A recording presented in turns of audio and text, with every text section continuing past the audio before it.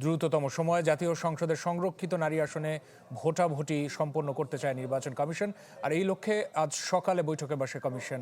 পরে ইসির সিনিয়র সচিব আক্তার আহমেদ জানিয়েছেন, আগামী ৮ এপ্রিল এই নির্বাচনের তফসিল ঘোষণা করা হবে। আর ভোট হবে আগামী ১২ মে। এছাড়া শেরপুর ৩ এবং বগুড়া ৬ আসনে উপনির্বাচন নিয়ে আতঙ্ক দুশ্চিন্তা নেই বলেও জানিয়েছেন নির্বাচন কমিশনের সিনিয়র সচিব।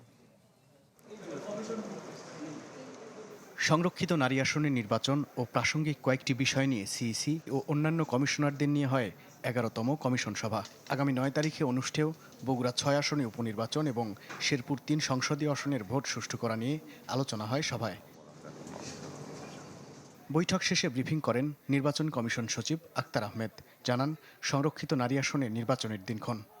সংরক্ষিত মহিলা আসনের নির্বাচনের বিষয়ে আমাদের যে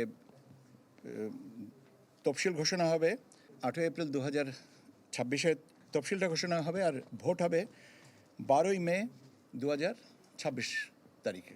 একই সঙ্গে তিনি জানান, ৫০টি সংরক্ষিত নারী আসনের মধ্যে বিএনপি ৩৬টি, জামায়াত এনসিপি জোট ১৩টি এবং স্বতন্ত্র প্রার্থী থেকে আরও একজন নারী এমপি হতে পারবেন।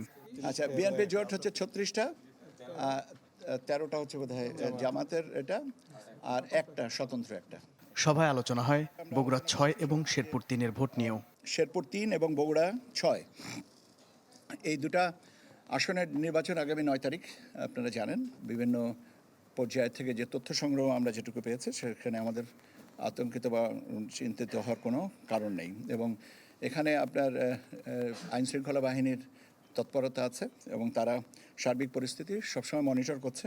ইসি সচিব জানান, ত্রয়োদশ জাতীয় নির্বাচন পর্যবেক্ষণ করা ৮০টি সংস্থার রিপোর্ট পর্যালোচনা করছে নির্বাচন কমিশন। নির্বাচন নিয়ে আপনার কোনো রকমের দুশ্চিন্তাগ্রস্ত হওয়ার মতন কোনো পরিস্থিতি নাই। মাহবুবুর রহমান, চ্যানেল 24, ঢাকা।